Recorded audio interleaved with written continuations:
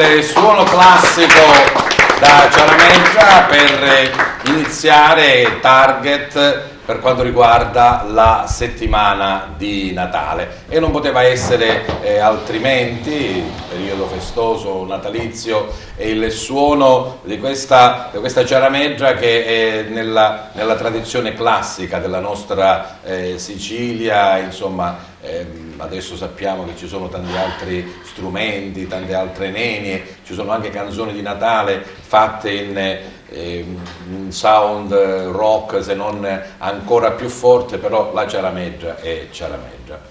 E abbiamo voluto omaggiarvi con questo suono grazie a Franco Colletti della compagnia teatrale Aromi di Sicilia, che è uno degli ospiti della puntata di questa sera. Target, che vedete su Televideo Agrigento, l'LCN 92 del digitale terrestre in tutta la Sicilia e parte della Calabria meridionale, e poi naturalmente anche nello streaming in diretta sul sito www.televideoagrigento.tv e nel canale dedicato di YouTube, dove noi mettiamo tutte le nostre puntate che voi potete vedere e rivedere quando ritenete è più opportuno. Noi andiamo in onda in prima serata il mercoledì alle ore 21 e poi in replica in quelle che sono gli orari programmati della nostra emittente, programmi che voi potete vedere. Qui facciamo anche pubblicità, ci starebbe il campanellino ting su Tele7, tutta la nostra programmazione è inserita in quel settimanale.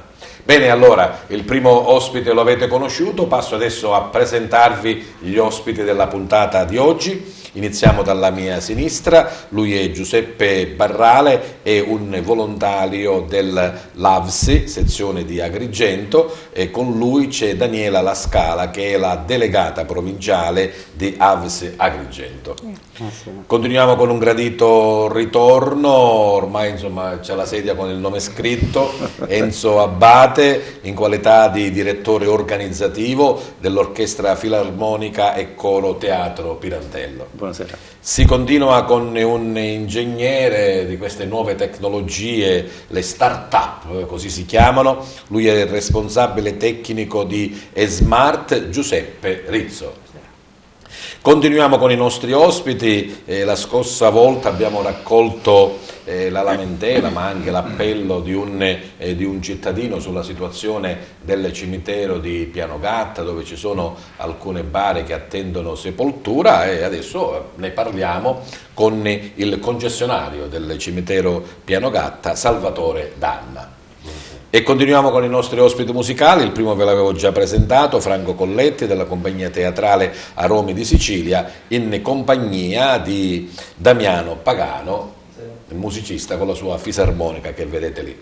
E poi c'è anche un altro ospite, pubblicità occulta, ma in realtà non è così, perché gli amici del pasticcino insomma tradizionalmente ci offrono il panettone per Natale, il pasticcino di Favara in via Capitano Callea. Eccolo lì, vedete questo tradizionale panettone abbellito con questo stella di Natale al cioccolato commestibile.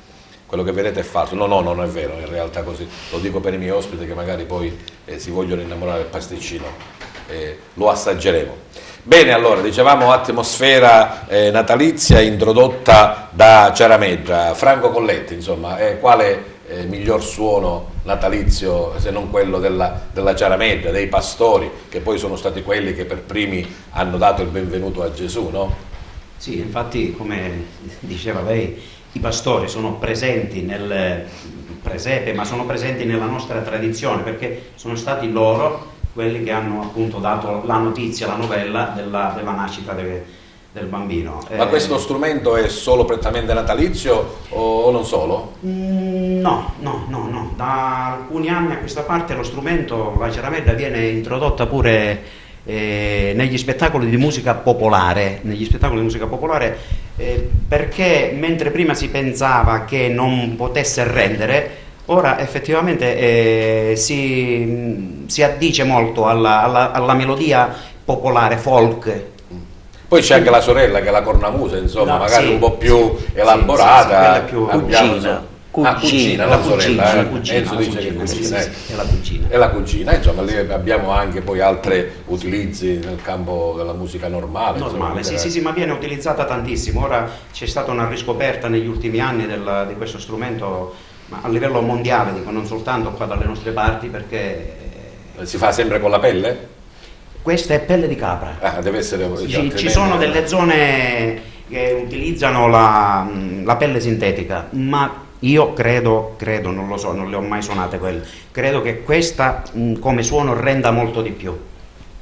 E dato che c'è vicino a te Damiano Pagano, parliamo anche con lui, insomma, tu prediligi la fisarmonica?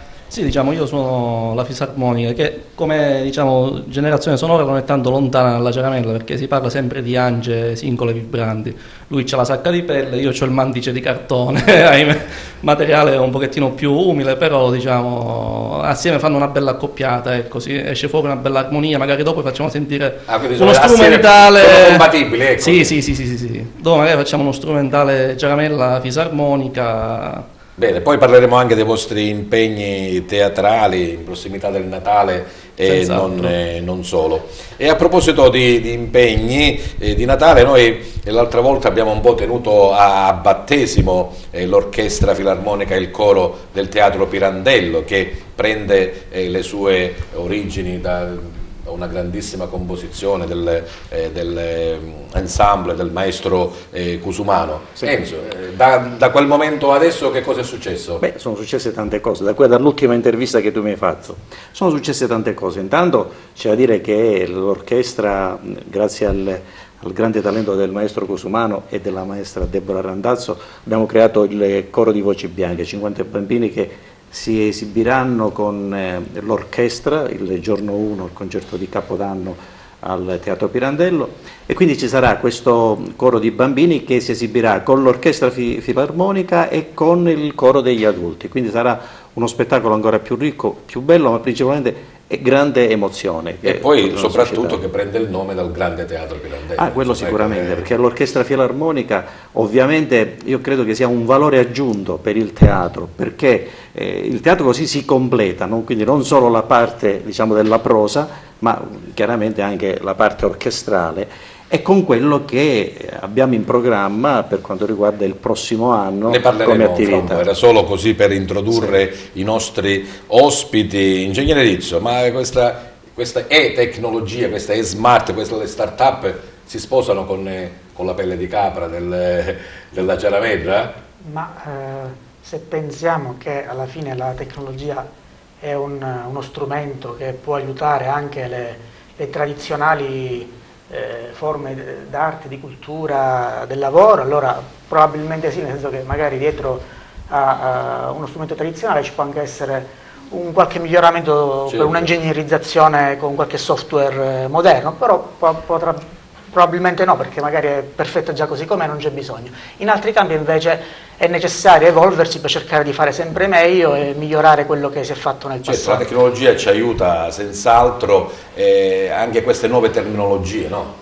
Start-up, cos'è? Una partenza superiore, un qualcosa in più, un valore aggiunto. È un termine anglosassone per andare a delineare un tipo di società che ha come obiettivo quello di sviluppare un progetto, un prodotto nuovo, ovviamente attingendo a quello che c'è sul mercato, che in questo momento è particolarmente in fermento per quanto riguarda il campo dei software di carattere edilizio e infrastrutturale. Quindi noi quello che vogliamo fare, abbiamo fondato questa startup già qualche annetto fa e stiamo cercando insomma di portare avanti un processo che possa così aiutare a tutti gli operatori del settore del mondo dell'edilizia a evolversi e andare oltre, visto che è un settore dove ancora la digitalizzazione, l'implementazione delle moderne tecnologie non ha interferito soltanto di facciata e non nella sostanza. Bene, poi allora parleremo nel particolare di cosa si tratta e di come questa vostra startup aiuta questo campo.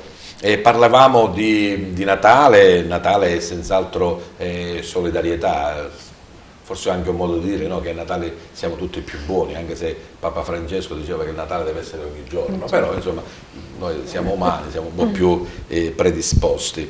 I nostri ospiti, Giuseppe e Daniela, fanno parte dell'AVSI. Daniela, ne vogliamo parlare subito di che cos'è questa vostra associazione, questo vostro... Allora, intanto io sono delegata per Agrigento, la provincia di Agrigento, per AVSI. AVSI sta per Associazione Volontari per il Servizio Internazionale. Ogni anno vengono finanziati 4 progetti a livello internazionale e solamente un progetto per quanto riguarda l'Italia. Vengono finanziati dei progetti per aiutare, per andare oltre i nostri confini, non limitarci semplicemente al bene che ci sta vicino a noi, ma per guardare più in là, per guardare avanti. Infatti il titolo di quest'anno è Sotto lo stesso cielo, perché appunto siamo tutti sotto lo stesso cielo, anche se abbiamo esigenze e bisogni differenti. Chi sono i volontari AVSI? È gente comune. Gente comune che decide di operare in delle missioni internazionali. Quest'anno verrà a trovarci Andrea Nembrini, che è un docente che lavora presso le missioni estere internazionali di AVSI in Burundi, Kenya, in Uganda, un po' in giro per il mondo, e verrà a testimoniarci quello che è il lavoro di AVSI e quello che personalmente è il suo lavoro per AVSI. Parleremo quindi di questo appuntamento che voi avete programmato in prossimità del Natale. Giuseppe Barrare è un volontario, ti ha trascinato dentro Daniela, perché insomma sono marito e moglie, quindi è inutile nascondere. Non poteva esimermi. Ecco, la parola volontario, ad onor del vero, diciamo, non è un po' improprio come termine, nel senso che i veri volontari sono, come diceva Daniela, quelli che operano proprio sul campo, no? Sia nei progetti veri e propri che sia sugli spot, sui siti internazionali, diciamo, dove queste opere vengono realizzate. Quindi i veri volontari sono queste persone comuni, professionisti, diciamo, che danno il loro tempo, la loro opera per queste iniziative. Beh, noi siamo, come dire, un po' la parte, se vogliamo, anche marginale, nel senso quelli che intervengono nella macchina del volontariato per AVSI, no? Quindi quelli che in realtà poi organizzativo, ci adoperiamo agli eventi. Ecco, infatti pensavo quando intervistare i tuoi ospiti, no? La parte, ecco, quella tecnologica come quella tradizionale, no?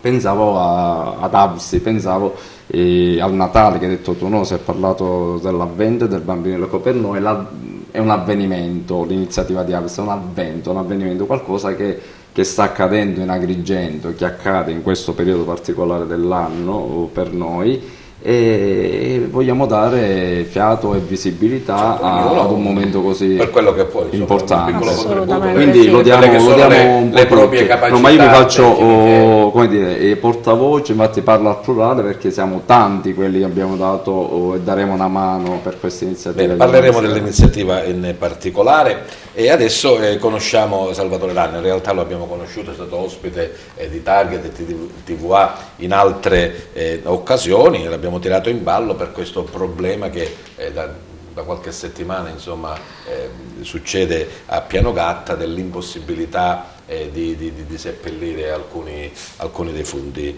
Salvatore, a che numero siamo adesso, diciamo, come bare che attendono la sepoltura? Siamo arrivati quasi a 40, mi sembra, no? Ancora?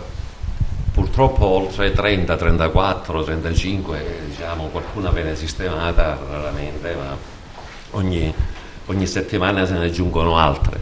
Partiamo da un dato certo, che è quello che ci sono queste bare che attendono la giusta sepoltura. Perché non si può dare? Giusta e dignitosa, direi. Intanto ringrazio la direzione di TVA che mi sta dando questa possibilità di mettere per un po' di chiarezza a chiarezza, tutti i cittadini, insomma. un po' di chiarezza, chiaramente, sì, perché il problema è gravissimo, e effettivamente, perché diciamo in una società civile come la nostra nel 2018 dare una sepoltura dignitosa alle salme diciamo è una cosa più che ovvia. Tutto il discorso si blocca in quanto, arrivato a un certo punto, diciamo, veniamo chiamati nel 2008 a adeguare diciamo, le misure dei loculi, perché esce un decreto ministeriale sulle norme tecniche di costruzione e vengono a stabilire, diciamo, misure un attimino più grandi dei loculi. Il Consiglio Comunale già nel marzo 2009 diciamo, approva un regolamento con queste nuove misure che partono addirittura da un decreto del Presidente della Repubblica del 90, numero 285. Quindi voi dovete adeguare le costruzioni fatte o dovete demolire e ricostruire? Le nuove. Noi in quel momento avevamo 250 loculi già costruiti, per cui quei loculi chiaramente erano già pronti e venivano utilizzati. Però abbiamo iniziato a sollecitare i tecnici del comune ad avviare questo iter per naturalmente andare a costruire i loculi con le misure che stabiliva la normativa, il Consiglio Comunale. Ecco, atto che arrivato a un certo punto non ricevendo risposte, noi a febbraio del 2014 presentiamo una bella relazione dove andiamo a spiegare tutto. Siccome in questa operazione noi abbiamo trovato delle opere già costruite. Ma nel frattempo le persone purtroppo morivano e venivano sepolte regolarmente sì, in quei loculi che erano già pronti, perché c'erano i loculi. Prima di finire i loculi, chiaramente, noi ne abbiamo costruiti altri, sempre con le vecchie misure. Perché non c'era l'adeguamento nuovo del Consiglio Comunale? No, c'erano le misure nuove del Consiglio Comunale, come dicevo, già nel 2009, ma non c'era il discorso della disponibilità dell'ufficio tecnico del Comune a istruire la pratica col genio civile per andare naturalmente a depositare i nostri disegni, i nostri calcoli e farli approvare e costruire naturalmente con le nuove misure. Il tempo è passato e cosa? Non ci sono più loculi allora a Piano Gatta? Non ci sono loculi perché il genio civile ci ha proibito di costruire altri loculi se non con la nuova normativa, adeguando il tutto con la normativa. Cosa che noi abbiamo fatto, ma noi questo discorso lo abbiamo fatto. Il 19 dicembre dell'anno scorso abbiamo presentato i nuovi calcoli, una perizia certo, con relazione tutto quello che dal punto di vista tecnico era necessario, tutto quello che era necessario, che serviva e tutto il resto, ma sempre i tecnici del comune si sono rifiutati di venire a 2 incontri programmati col genio civile e si sono rifiutati di darci l'ok per poter istruire la pratica, fare tutto l'iter e andare a costruire loculi, perché costruire 200 loculi ci vuole 1 mese e mezzo, 2, poi c'è l'ingegnere, diciamo, che può e quindi siamo bloccati a questo confermare. Arrivato a un certo punto, naturalmente l'ufficio tecnico ci dice che chiaramente noi non abbiamo più i requisiti, dopo 14 anni non abbiamo i requisiti per fare la gestione per continuare a essere il gestore di Piano Gatta. Andiamo al TAR. E qui si apre un contenzioso allora. Si apre un contenzioso, andiamo al TAR con lo studio Rubino, difesi noi dall'avvocato Rubino. Il 1° giugno vinciamo la causa. Il TAR ci dà ragione. La Global Service Optimal è concessionaria di Piano Gatta perché ha tutti i requisiti. E quindi può costruire un ufficio del comune di Agrigento, vale a dire quelli che gestiscono le salme, i cimiteri, anche Piano Gatta, ci riconsegna le chiavi. Noi di là non siamo mai usciti, chiaramente. Però c'era la formalità certo, ci consegna le chiavi, ci riconosce concessionari e ci dice di lavorare e di fare i loculi perché i loculi già mancavano da qualche mese, nonostante noi avevamo fatto tutte le carte, tutte le pratiche per evitare che mancassero i loculi, perché abbiamo preso questo progetto, abbiamo fatto questa iniziativa. E questa è la parte buona, diciamo, nel senso che questo ufficio dice va bene.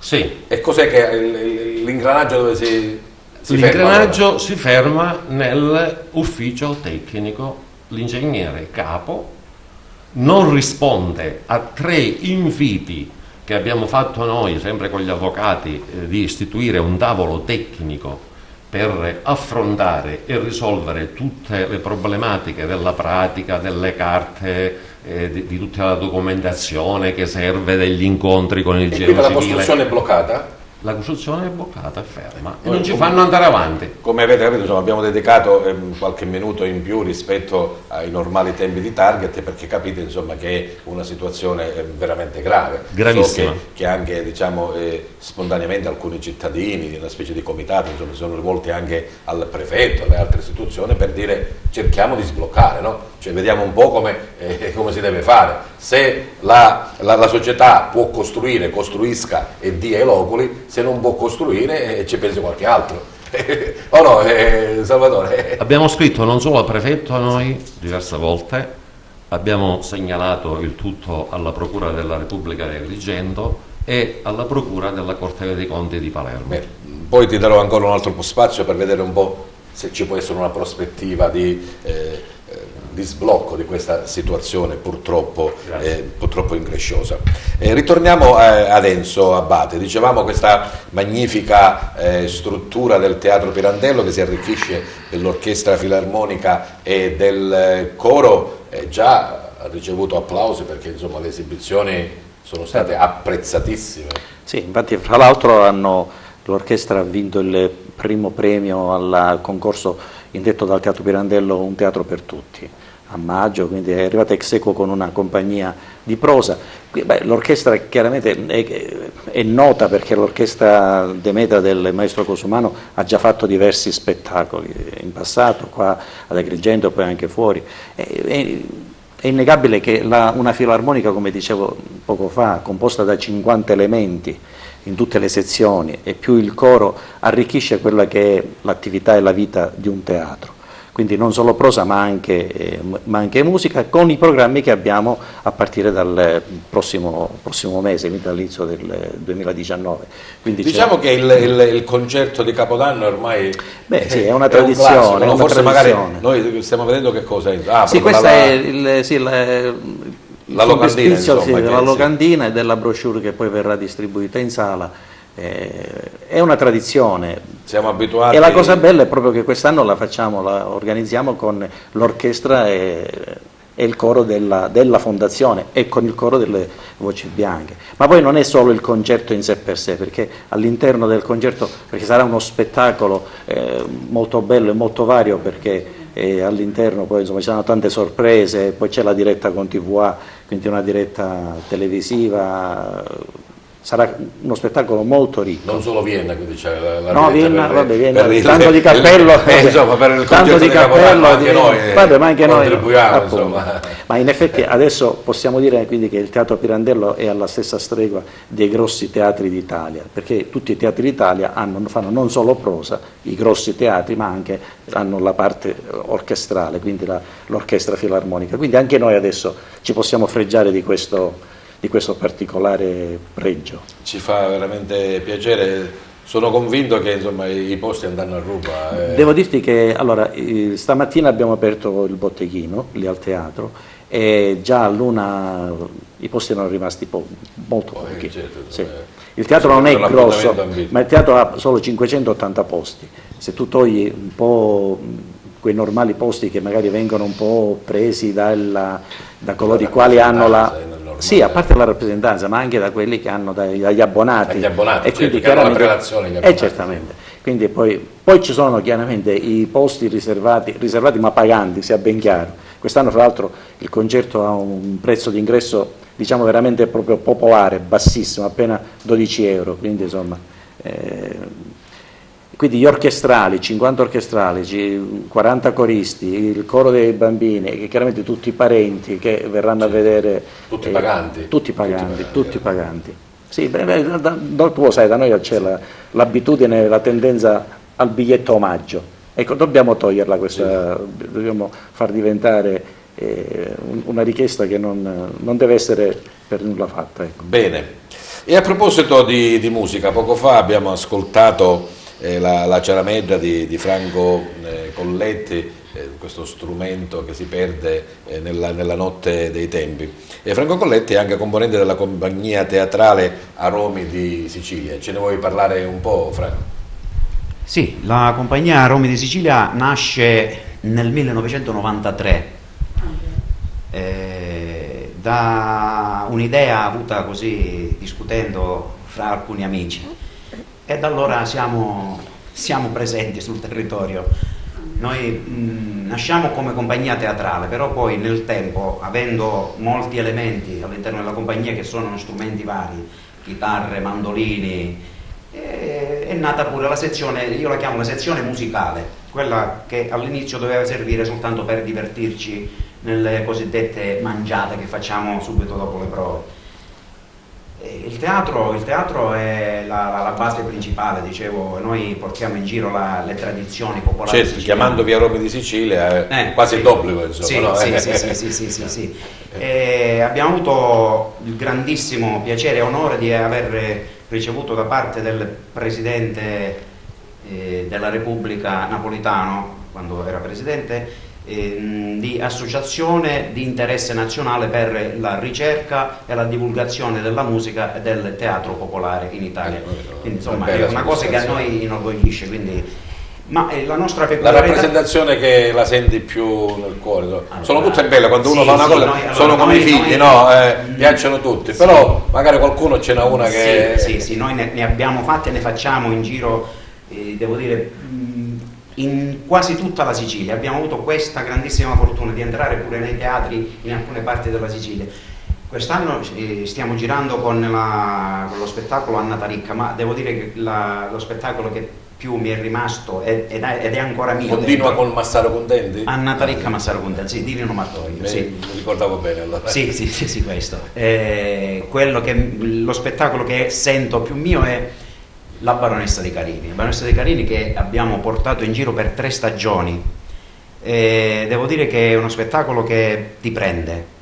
Io quando ho proposto La Baronessa dei Carini, la prima cosa che mi hanno detto è: tu sei fuori.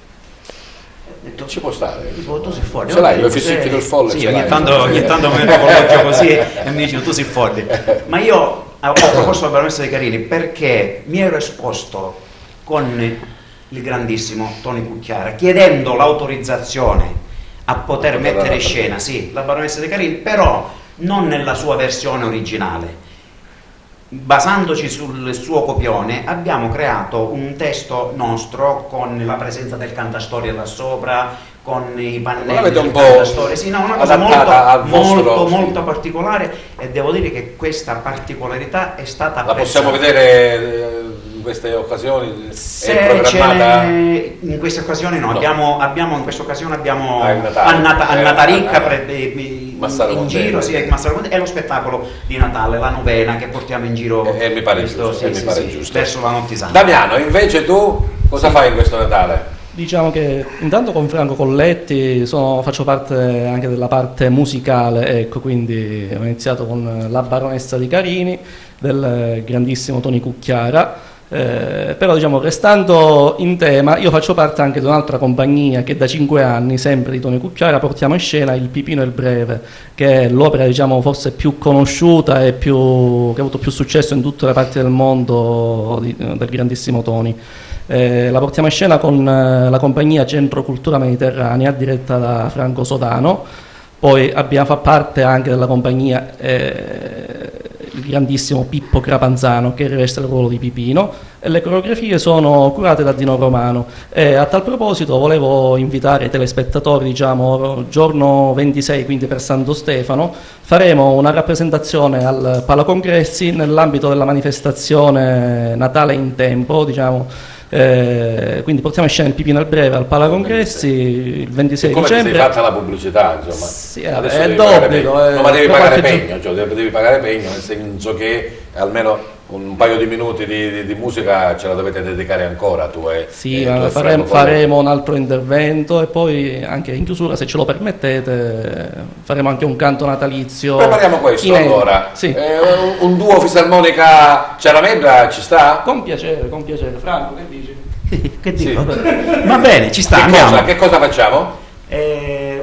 Vabbè, fate voi. Se Gerlando può attrezzare il nostro studio per l'esecuzione di questa, chiamiamola così, insomma, estemporanea, qualcosa riusciranno sicuramente a fare Damiano Pagano con la sua fisarmonica e Franco Colletti con la Ciaramella. Ecco qua, quello è il microfono, quello che vedete, insomma.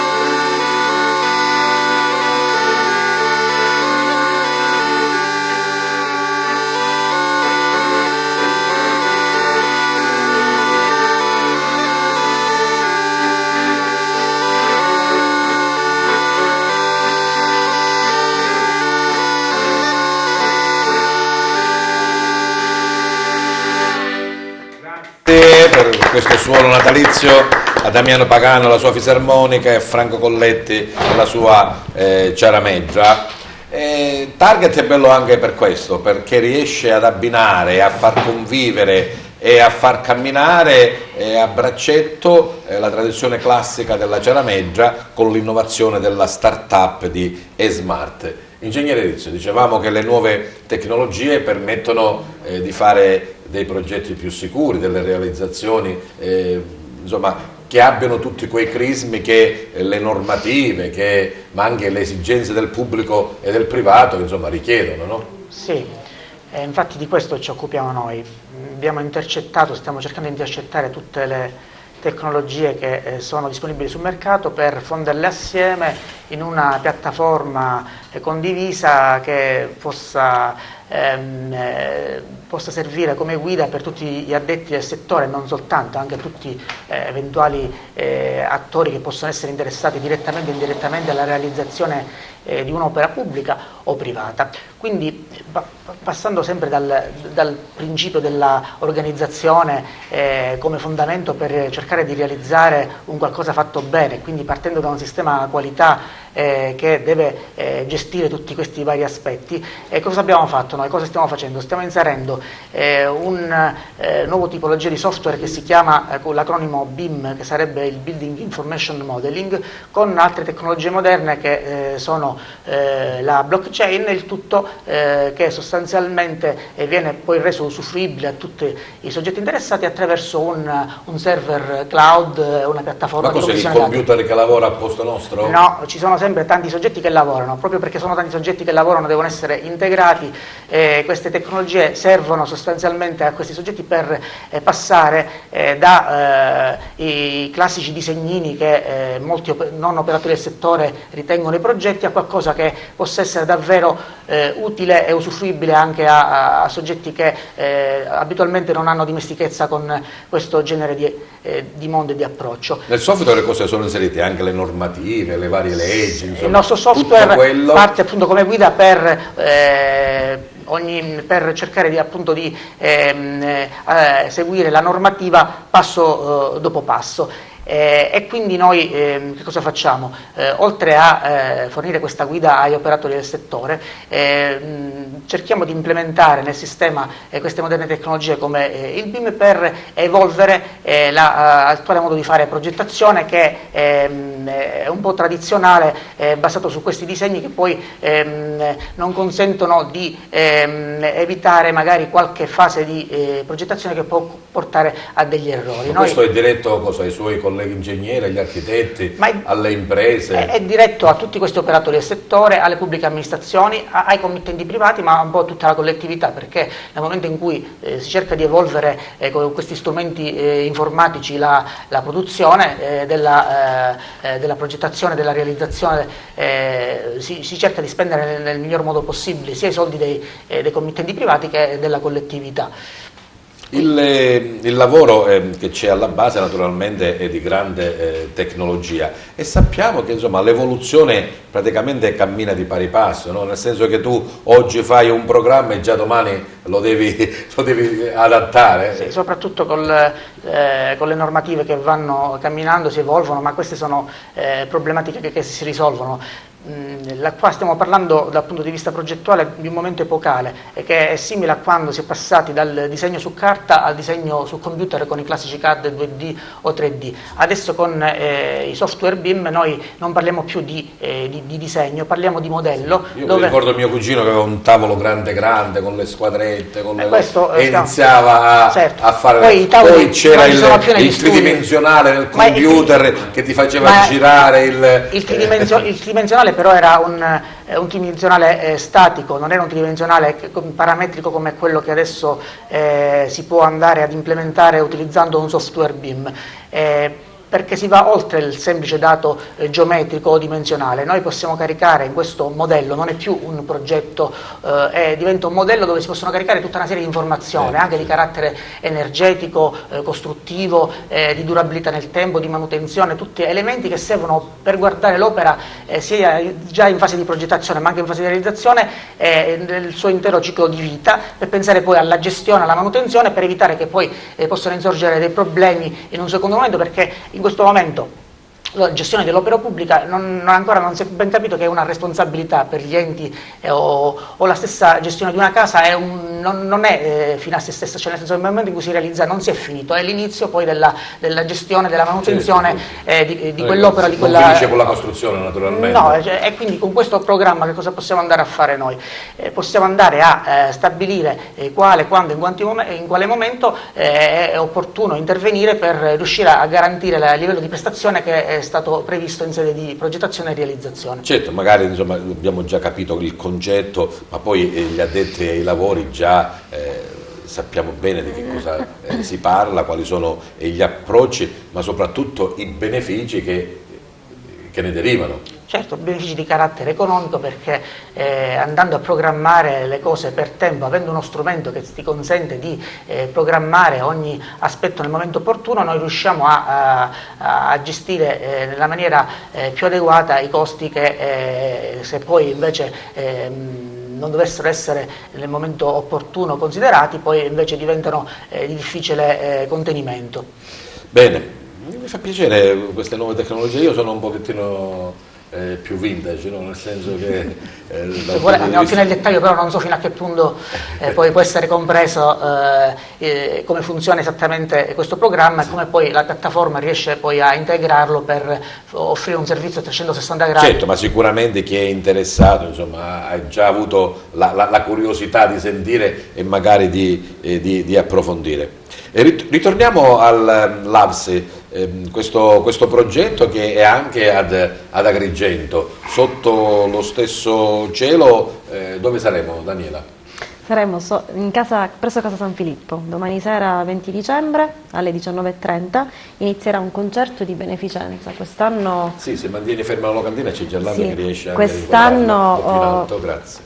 Quest'anno ho pensato per questa nuova campagna TEN, quindi questa raccolta fondi, ho pensato di promuovere un concerto di beneficenza coinvolgendo un po' di artisti agrigentini, ma che hanno una certa importanza a livello internazionale. Ci faranno compagnia Osvaldo Loiacono, Claudia Puma, alcuni allievi della scuola di musica moderna Aria Studio diretta dal maestro Osvaldo Loiacono e Salvatore Nocera Bracco.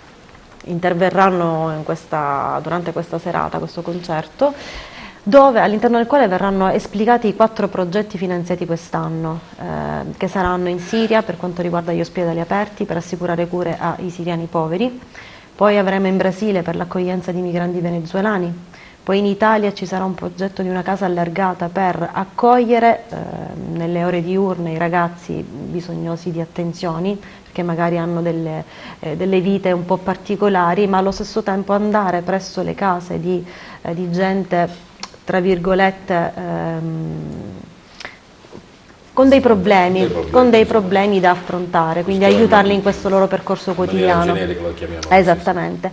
E che cosa possiamo fare noi per aiutarli? Per aiutare essere presenti al concerto, perché solo essendo presenti al concerto vedrete la realtà vera di AVSI, cioè come lavora, ma non lo sentirete solo attraverso delle immagini o comunque attraverso la mia voce, ma la sentirete direttamente da gente che lavora per AVSI, quindi da Andrea Nembrini in questo caso, perché ogni anno per questi eventi vengono dei testimonial a portarci testimonianza vera del loro lavoro, dei loro progetti. Quindi il pubblico è chiamato naturalmente a condividere innanzitutto quello che è il progetto, ma anche a donare, no? Assolutamente. Insomma, sì, senza soldi non sì. si fa niente. Infatti è una raccolta fondi, sì, assolutamente sì.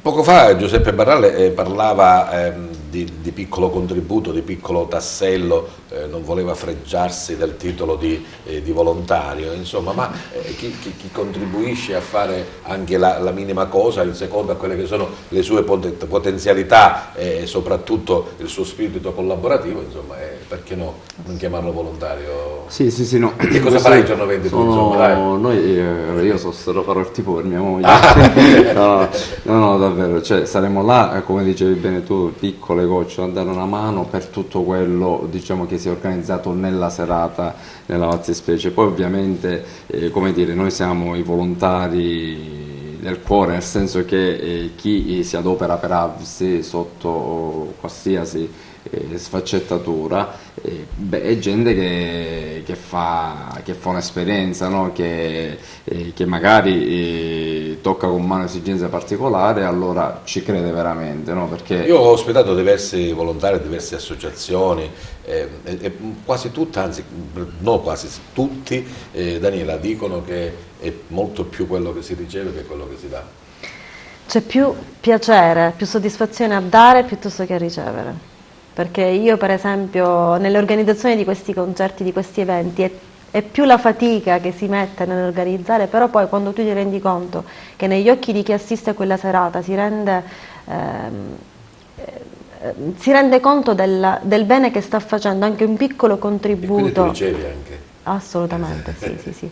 Però io preferisco molto più dare, però nel dare ricevo anche tantissimo, sì, assolutamente. Abbiamo visto, abbiamo sentito dei nomi importanti del panorama artistico agrigentino, credo che abbiano subito detto sì. Assolutamente, hanno sposato appieno il progetto immediatamente, assolutamente. Infatti io ringrazio non solo i partecipanti ma anche gli sponsor che ci hanno permesso la realizzazione di questa serata, il Parco Valle dei Templi che ha patrocinato l'evento aprendo proprio la sua sede, e ringrazio anche chi sarà presente alla serata, le autorità religiose, militari, civili, tutti quelli che sono stati invitati e che parteciperanno a questo evento, e assolutamente tutti quelli che verranno. Speriamo di esserci anche noi, cioè noi nel programma d'estate, nel senso di io, insomma, perché ogni tanto... Sei il ben accetto. Enzo, perché sorridi? No, plurale maestà, se vuoi ci sono io. Cioè, nel senso così. Ogni tanto mi dimentico di essere uno e mi sdobbo. Sì, vabbè, ci ha detto che verrà, no?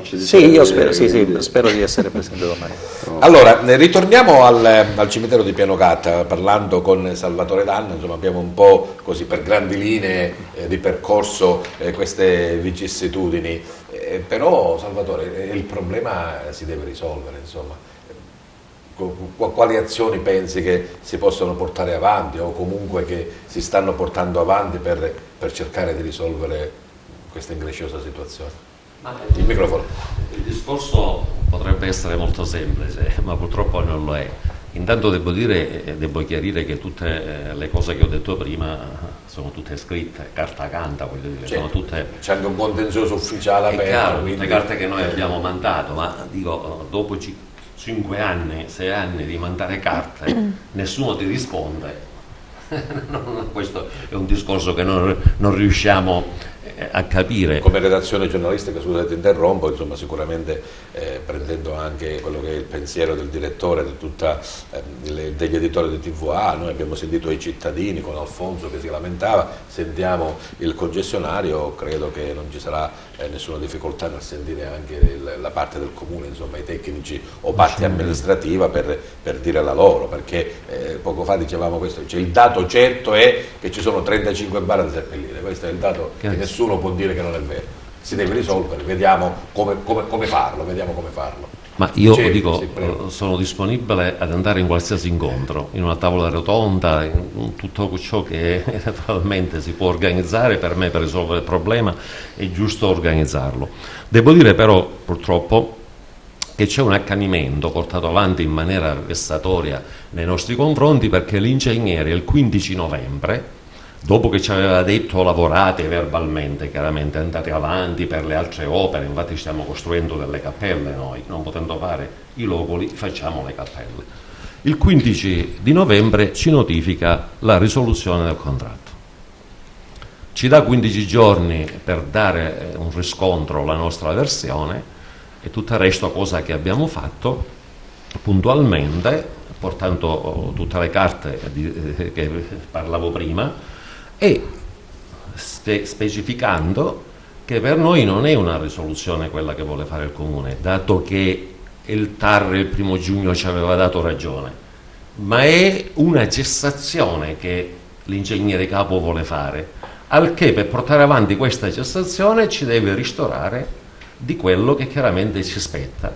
E abbiamo fatto una richiesta di rimborso di metterci a disposizione di 4.497.000 euro. Sento un po' male, queste naturalmente sono delle vicende, vicende legali, burocratiche che nelle sedi opportune naturalmente. Ma l'abbiamo mandato alla Procura della Corte dei Conti, l'abbiamo mandato anche diciamo ai revisori, ai sindaci revisori che effettivamente non erano a conoscenza di tutta questa problematica. Ora, il problema come si risolve? Ma vedi, allora, cosa dicono nella risoluzione? Che ci manca la SOA. Ma scusa, il 1° giugno il TAR ha detto che abbiamo tutti i requisiti. Scusa, se abbiamo come SOA l'illimitata significa che possiamo fare qualsiasi importo di lavori. Se una commissione formata da 7 persone, dove c'era un architetto, 2 ingegneri, un avvocato, il RUP, i tecnici del comune, nel 2004 ci aggiudica il lavoro, come mai dopo 14 anni di gestione oculata, seria, noi non abbiamo nessun contenzioso con nessun cittadino? Salvatore D'Anna, capisci bene insomma che queste vicende devono essere risolte, discusse e dibattute nelle opportune sedi. Noi come televisione, insomma, come Target, chiediamo solo che speriamo, anzi, che si possa risolvere al più presto e che quelle bare possono avere una degna deportazione. Noi diamo se ci sono delle novità, insomma, ti aspettiamo anche come notiziario, come redazione giornalistica. Me lo auguro. Noi diamo la nostra totale disponibilità a discutere e risolvere. Grazie Salvatore. Franco Colletti, poco fa hai parlato di novene, siamo in tema natalizio, però se ho scritto bene o se non ho capito male, novena dell'Orbi, Orbi nel senso di ciechi? Sì, la novena dell'Orbi, gli Orbi erano un gruppo di suonatori che giravano per le vie del Palermitano, nella zona del Palermitano. Nel 1661 i Gesuiti hanno costituito una congregazione perché questa gente aveva bisogno di essere accudita e giravano per i paesi del Palermitano e portavano in giro la cosiddetta la novena dell'Orbi, una novena tramandata oralmente che noi abbiamo trovato. Io ho avuto la fortuna di trovare questi testi e di portarli in giro. Cosa c'è di particolare? Ma c'è di particolare perché era tutta contata e cantata allo stesso modo, era come un racconto. Io dico racconto che della natività, dico sì, tutto con i vari personaggi, tutto si conta e si canta di tutti i personaggi del presepe. E dico, noi la portiamo in giro non per le strade ma all'interno delle chiese, perché non si può portare in giro uno spettacolo del genere, e si viene a creare un'atmosfera, io dico, come quella che si creava una volta all'interno delle famiglie, dove il capofamiglia, il nonno, si metteva al centro e raccontava la storiella ai nipoti. La tradizione orale. La tradizione orale, sì, noi abbiamo ripreso la vecchia tradizione orale, chissà degli Orbi.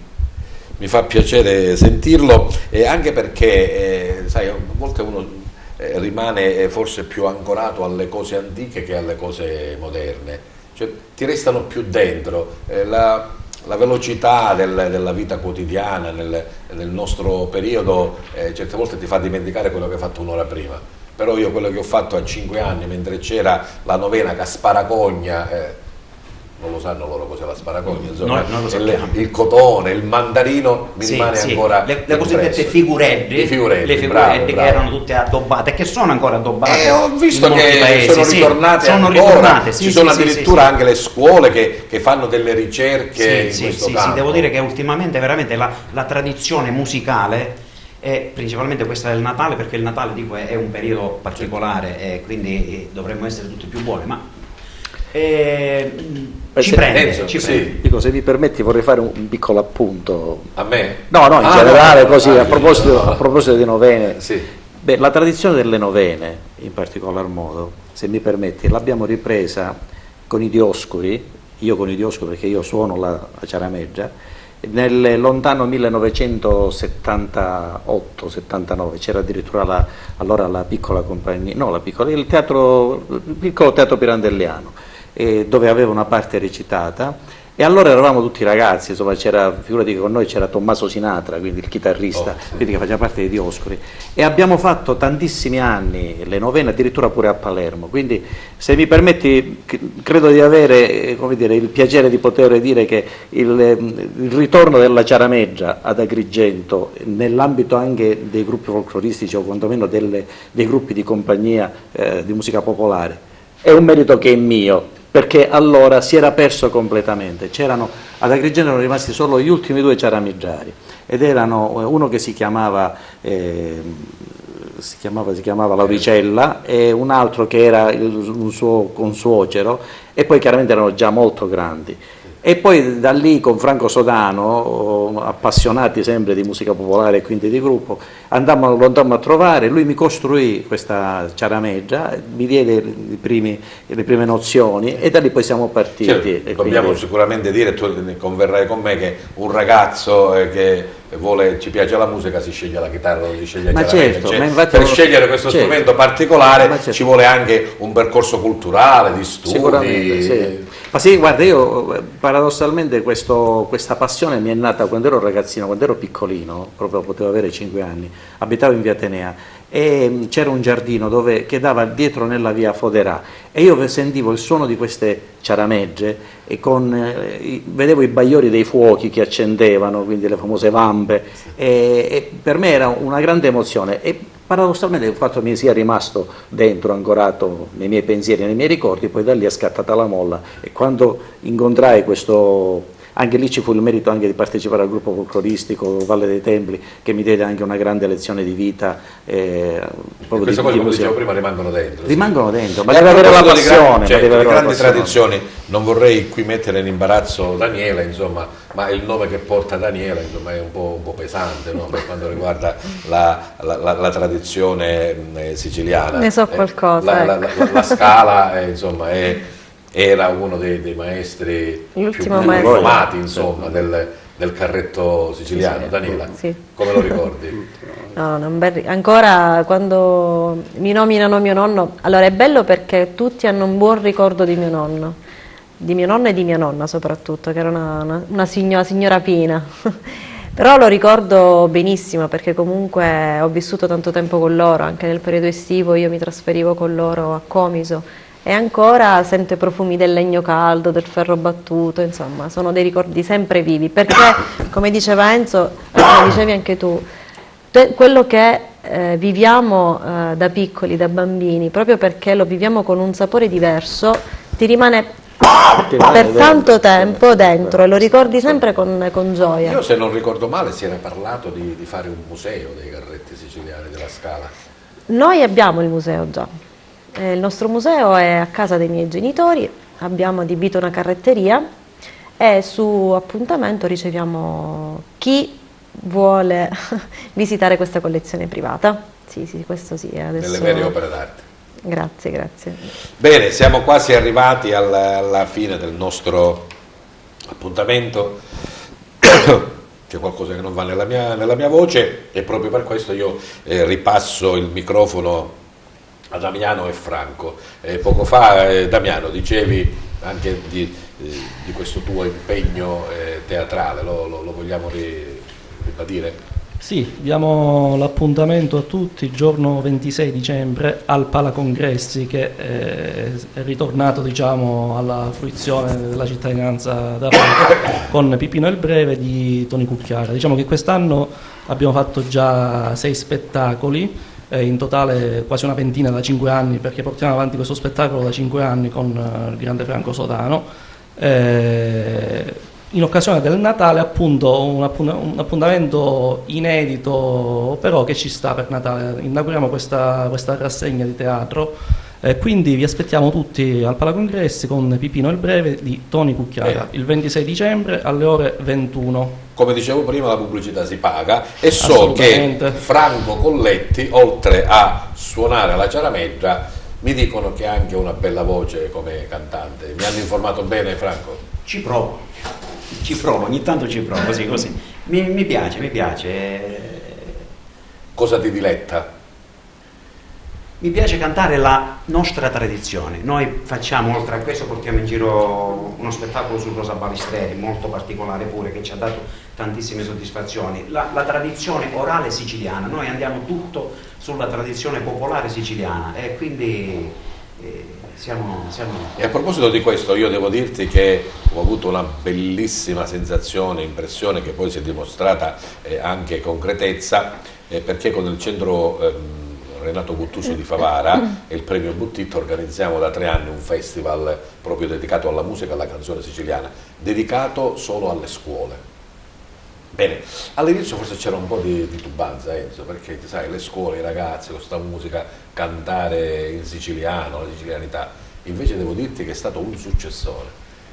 C'è un ritorno alla tradizione, un ritorno alla ricerca storica di quelle che sono le nostre origini, le nostre fondamenta, anche dal punto di vista musicale e canoro. Ti risulta?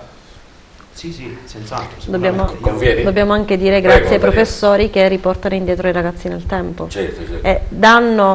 Li portano indietro nel tempo però appassionandoli, non solo come un semplice 540 elaborati tra poesia, tra conti, tra scritture varie in siciliano, mentre quando io andavo a scuola se parlavo siciliano c'era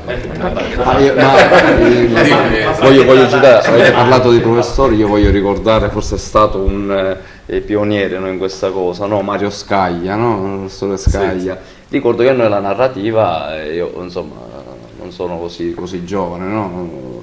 E ce la faceva fare sui testi di P3.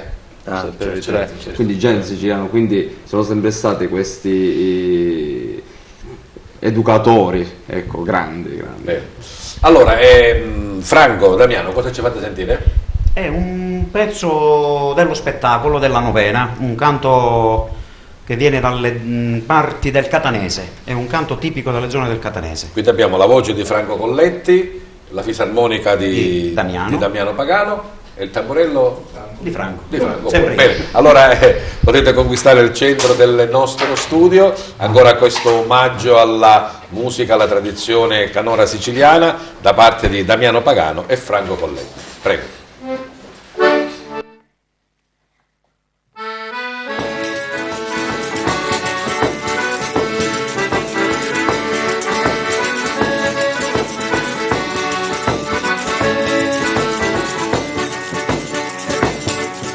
È una nottata di freddo e di gelo, i nivi sono carichi di monti, lo bambinetto arriva di un cielo e si fa festa a tutti i ponti, arati sulle grotte e l'altaretti, illuminati di lucenti stiti, suoniamo frescaletti e ciarametti, cantiamo tutti grandi e piccolitti. Oddio mannaggia l'angelo, sopra l'altaretto, cada conti la lumina e lo fa ancora più bello, e lì pastori arrivano, culoso picuretto, con solo mondo gloria nasce un bambinetto.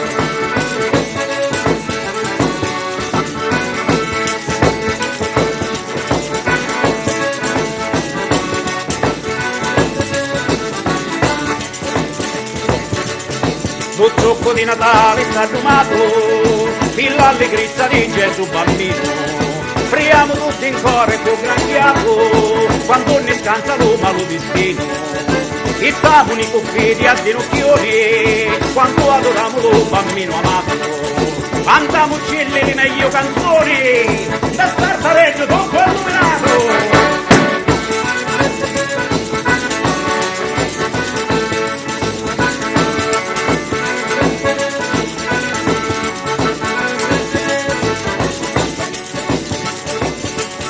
Di gioia andalugorica si sente, canta la grotta ci sta l'omizia, tutti i pastoretti sono contenti e San Giuseppe e con Maria, che bella la nottata di Natale, pari che in terra c'è un paradiso,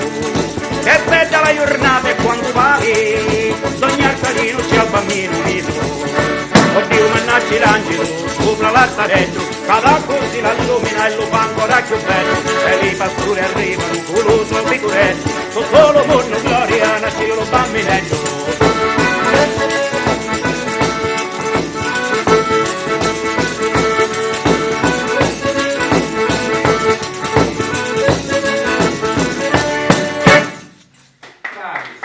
Grazie.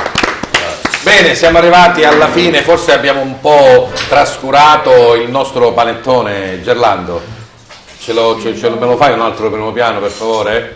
Ah sì, perché il panettone è un po' rientrato nella nostra tradizione gastronomica. Certo, non fa parte del nostro essere siciliani, no, però l'abbiamo sposato, insomma, l'abbiamo condiviso. Comunque sono state tante varianti, dico, qua, il panettone con il ripieno di pistacchio, questo è proprio il ripieno di pistacchio. Che sono lontani dal classico panettone. Sì, però sai cosa succede? Noi siciliani, ecco, abbiamo visto il panettone degli amici del pasticcino, noi siciliani, come tante cose anche nella pasticceria, nella gastronomia, riusciamo a rubare, fare il nostro e fare anche meglio. Sicuramente.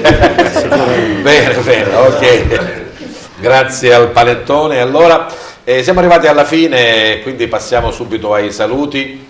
Noi lo facciamo in maniera diversa, per chi non è mai stato a Target o non l'ha visto, se non lo sa glielo dico io, insomma, ingegnere, non si può dire grazie e arrivederci, buon Natale, sarebbe troppo riduttivo e troppo. Dovete salutarci, dovete farlo soprattutto ai nostri telespettatori in maniera un po' particolare, con una citazione, con una frase, con un buon proposito, insomma, con un qualcosa che sia più caratteristico e che onori Target, perché da 10 anni che si fa così. E siccome Daniela è l'unica femminuccia, lo farà per ultimo, va bene? Ecco. Grazie della presenza e della partecipazione al maestro Damiano Pagano e alla sua fisarmonica. Damiano. Sì, grazie a voi per l'invito e volevo fare un augurio di Natale all'insegna della musica, dell'arte, della riscoperta di queste tradizioni popolari natalizie, perché diciamo un popolo che non sa da dove viene, che non conosce la sua tradizione, difficilmente inquadrerà la giusta strada da percorrere per il futuro. Grazie a Franco Colletti della compagnia teatrale Aromi di Sicilia e alla sua Ciarameggio. Grazie a voi per averci ospitato qui oggi. Devo dire che, come dice un pezzo di una canzone nostra, nascilu bambineddu da grutta poveredda, un mo e un sciccareddu pi braceri. Speriamo che questo braciere porti calore alla nostra umanità e un po' di gioia e di serenità a tutti noi. Buon Natale. Grazie a Salvatore Danna, concessionario del cimitero Piano Gatta. Io intanto ringrazio a tutti. Mi dispiace purtroppo non poter risolvere oggi questo gravissimo problema, però voglio dire, la nostra disponibilità, ripeto, è totale. Devo aggiungere che c'è stato anche un intervento abbastanza importante da parte del responsabile dell'ASL, perché c'è un pericolo igienico-sanitario. Il saluto con le salme. Sì, il saluto. Quindi ora, il buon proposito qual è? Il buon proposito è che questo problema venga risolto subito, ma proprio subito. Ce lo auguriamo tutti. Oggi o domani, ecco. E grazie. Possiamo tumulare queste benedette salme. Grazie. Sarebbe meglio dire come buon proposito, meglio non morire. Non moriamo. Grazie. Questo sono d'accordissimo. Però non ci siamo arrivati ancora. Non ci siamo arrivati. Grazie all'ingegnere Giuseppe Rizzo, responsabile tecnico di eSmart. Grazie. Ringrazio soprattutto per avermi invitato e aver avuto l'opportunità di portare a una platea diversa, non tecnica, insomma, degli argomenti che secondo me sono importanti da capire per poter guardare in maniera diversa, insomma, certe cose che poi sembrano scontate ma non lo sono. Grazie a Enzo Abbati, direttore organizzativo dell'Orchestra Filarmonica e Coro Teatro Pirandello. Ma io auguro un buon Natale, un sereno anno, tanta felicità, tanta salute, poi tanta buona musica che sicuramente potrete ascoltare al concerto di Capodanno del Teatro Pirandello. Saltiamo Daniela che va in ultimo, grazie a Giuseppe Barrale, volontario di AVSI. Grazie a te innanzitutto, alla tua trasmissione. Peppe, sai cosa vorrei dirti, no? Ce lo diciamo spesso, ma sì, non te lo posso dire in questa occasione perché noi scherziamo spesso insieme, noi ci vediamo ogni giorno. E auguro un serenissimo Natale ricco di pace, di gioia, di serenità per tutte le famiglie, magari di qualche soldino in più che c'è bisogno, ma vi ricordo per questa occasione venite a donare per AVSI. Grazie a Daniela Lascala, che è la delegata AVSE di Agrigento. Grazie a voi per l'opportunità di presentare questo nostro evento e ricordiamoci tutti che siamo sotto lo stesso cielo, quindi usiamo la solidarietà oltre i confini. Grazie della vostra presenza e partecipazione, grazie al panettone e grazie al nostro gentile pubblico che anche questa volta ha avuto la bontà di seguirci. Buona serata e buon Natale a tutti. Buon Natale. Auguri.